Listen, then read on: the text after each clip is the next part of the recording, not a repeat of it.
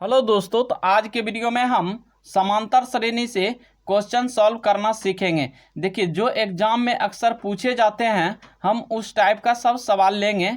तो चलिए हम यहां से शुरू करते हैं। देखिए, आप एपी में नहीं भी जानते हैं तो आप यहां से सीख सकते हैं। हम चलिए यहां से बेसिक लेवल से लेकर के चलते हैं। तो देखिए, यहां बोल रहा है एपी। एपी मतलब हो गया अर्थमेटिक प्रोग्रेशन, जिसको हम हिंदी में बोलते हैं समांतर श्रेणी। तो देखिए, यहाँ एपी 10 दिया हुआ है और 5 0 -5 -10 इसी तरह डैश डैश है। आगे बोल रहा है कि 10वें पद को ज्ञात करें। तो देखिए, जब भी इस टाइप का क्वेश्चन है तो हम कैसे सॉल्व करेंगे, तो यहाँ से ध्यान दीजिएगा। ये जो है मेरा पहला टर्म, इसको बोलेंगे हम ए से या तो डिनोट करते हैं या तो हम इसको टी से T1 लिख देंगे। ये दूसरा पद है तो इसको हम T2 भी लिख सकते हैं। इसी तरह हम T3 लिख देंगे, या तो हम A2 भी लिख सकते हैं, A3 भी लिख सकते हैं, या तो हम A या तो हम T से इसको डिनोट करते हैं। तो चलिए हम यहाँ से सॉल्व करते हैं। देखिए, इसमें क्या होता है, पहला टर्म जो है ए मेरा पूछेगा कि ए पहला टर्म हो गया मेरा। तो पहला टर्म कितना है, 10 है, तो लिख लेंगे 10। अब देखिए, एक होता है हमको डी निकालना पड़ता है। इसमें डी जिसको हम बोलते हैं कॉमन डिफरेंस, हिंदी में इसको बोलते हैं सार्वअंतर। तो देखिए, सार्वअंतर कैसे हम निकालते हैं, तो डी इक्वल टू होता है T2 - T1 होता है। हमेशा जो है ना A2 - A1 करना है, मतलब दूसरा से हमको पहला को घटाना है, तब जाके मेरा क्या निकलेगा, सार्वअंतर, जिसको हम D बोलते हैं। तो यहाँ से D निकल जाएगा। तो देखिए, T2 कितना है, तो 5 है, अब माइनस पहला टर्म कितना है, तो 10 है। तो अब देखिए घटाएंगे तो कितना आ गया, -5 निकल गया। D जो निकला मेरा -5 निकला, और A कितना है, पहला टर्म 10 निकल गया। अब देखिए ध्यान रखिएगा कि Tn से जो हम डिनोट करते हैं ये nवां पद को। अब देखिए nवां पद को इससे डिनोट करते हैं, तो जैसे Tn हमको निकालना होगा तो इसका फार्मूला याद रख लीजिएगा, A + n-1 I × D होता है। ये चीज़ तो हमेशा AP में याद रखिएगा। और चलिए, या तो हम डायरेक्ट निकालने के लिए इसको क्या करेंगे कि T10 निकालना है, तो हम इसको डायरेक्ट लिख सकते हैं A + 10 से एक कम लेना है तो 9D। ये चीज़ भी आप लोग सीखे होंगे। यदि यहाँ से देखिए, यदि हमको T11 निकालना होगा तो हम A + 10D फार्मूला यूज करेंगे। तो ये चीज़ भी ध्यान रखिएगा। चलिए अब इसको हम सॉल्व कर लेते हैं इस प्रश्न को। तो पहला तो ये फार्मूला हमेशा ऑलवेज मतलब जो है ना, ये हर जगह काम करेगा। अब देखिए, ये वाला जो है, अब जैसे 10वां पद हमको निकालना है तो हम डायरेक्ट इसका यूज कर सकते हैं फार्मूला कि A + 9D। तो चलिए हम इस वीडियो में दोनों तरीका से समझते हैं, दोनों फार्मूला पे लेते हैं। तो देखिए यहाँ पे क्या दिया हुआ है, A = 10 निकल गया, D = -5।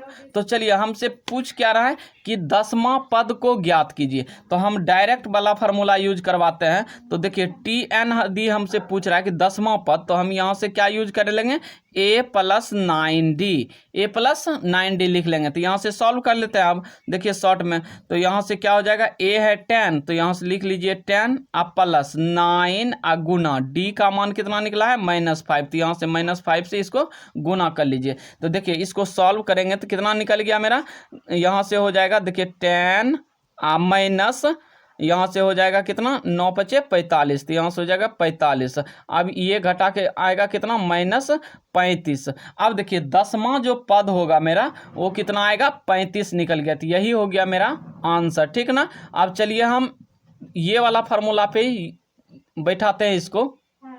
ये तो हम डायरेक्ट लिखे हैं। अब चलिए हमसे पूछ क्या रहा है कि 10वां पद, क्या पूछ रहा है, 10वां। तो Tn मतलब 10वां पद हो गया, n मतलब हो गया कि नंबर ऑफ टर्म।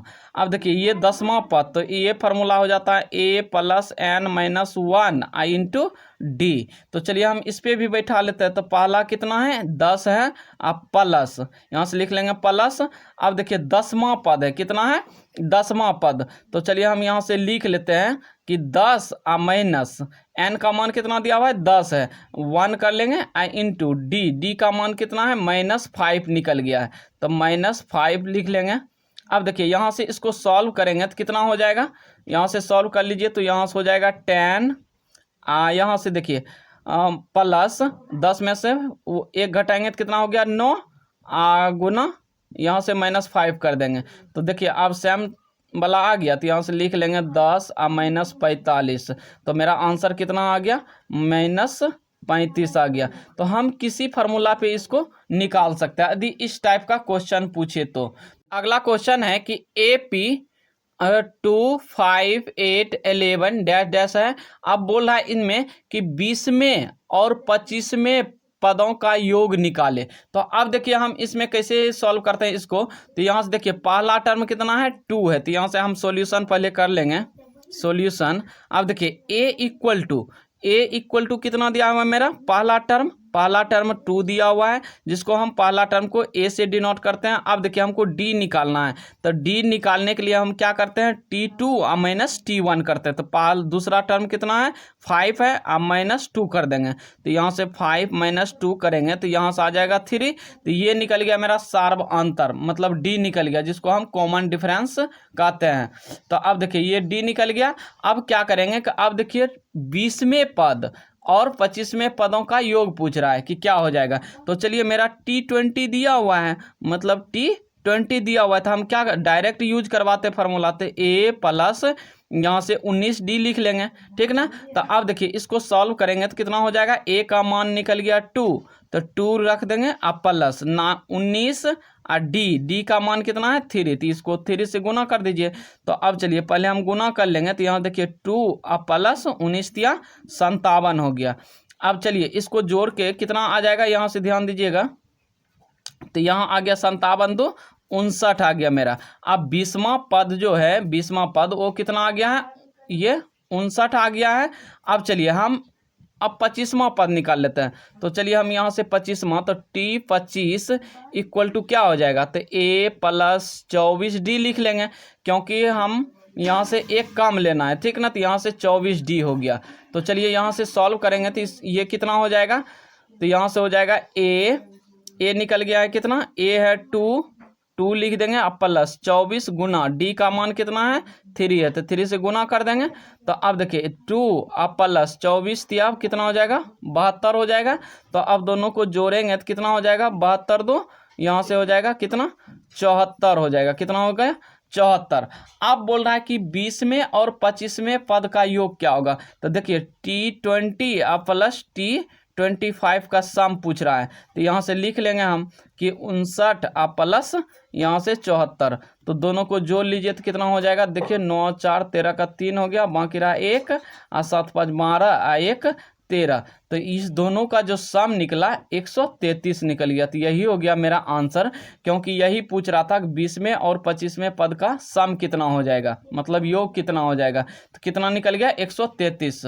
तो देखिए यहाँ पे हम डायरेक्ट फार्मूला लिए हैं, या आप हो सके तो यहाँ से A plus n-1 into D करके भी निकाल सकते हैं। तो आई होप कि आपको ये अच्छी तरह से समझ में आ गया होगा वीडियो। तो चलिए हम अगला क्वेश्चन देख लेते हैं। देखिए इस टाइप का एग्जाम जो है ना प्रीवियस ईयर में पूछा गया है, तो चलिए हम इसको भी सॉल्व करना सीखते हैं। तो देखिए यहाँ बोल रहा है किसी AP का 7वां पद 20 और 13वां पद 32 है, तो AP ज्ञात कीजिए। तो चलिए हम यहाँ से सॉल्व कर लेते हैं। तो यहाँ से हम सॉल्यूशन कर लेंगे।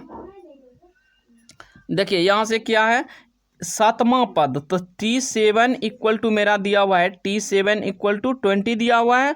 और देखिए T यहाँ से दिया हुआ है T13, तो T13 इक्वल टू कितना दिया हुआ है 32 दिया हुआ है। तो हम क्या करते हैं कि यहाँ से देखिए T7 इक्वल टू हम डायरेक्ट यूज करते हैं। तो यहाँ से देखिए T7 इक्वल टू हम ऐसा लिख सकते हैं, यहाँ A प्लस 6D, क्योंकि हम जानते हैं कि T7 रहता है तो हम एक कम लेते हैं, यहाँ पे A plus 6D equal to कितना दिया हुआ है 20 दिया हुआ है। तो हम इसको इक्वेशन फर्स्ट मान लेंगे।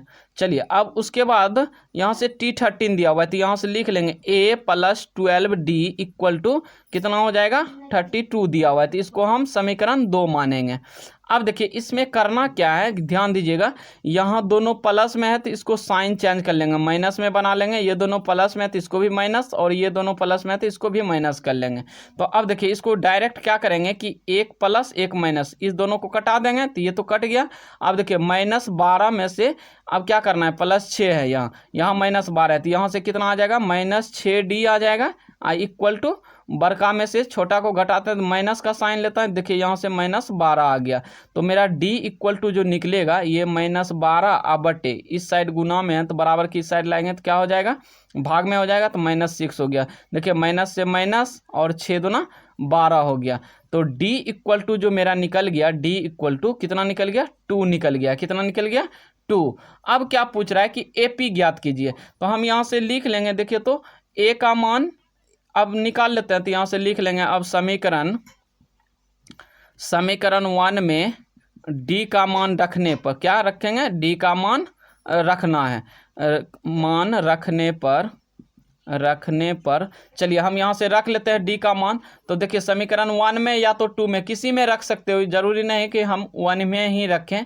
तो चलिए मेरा मन हुआ कि a में रख लेते हैं। तो चलिए a + 6d है इक्वल टू 20 है, तो चलिए हम d का मान रख लेते हैं। तो देखिए समीकरण पहला है a + 6d इक्वल टू 20 है। तो चलिए यहाँ से लिख लेते हैं a + 6d का मान कितना निकला है, 2। तो 6 × 2 हो जाएगा इक्वल टू 20 हो जाएगा।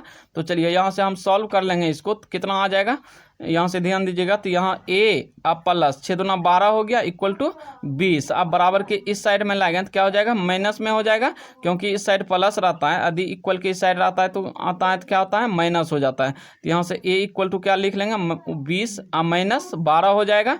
तो चलिए a का मान कितना निकल गया, तो a का मान देखिए तो a इक्वल टू निकल गया मेरा, यहाँ से 20 में से 12 घटा देंगे तो 8 निकल गया।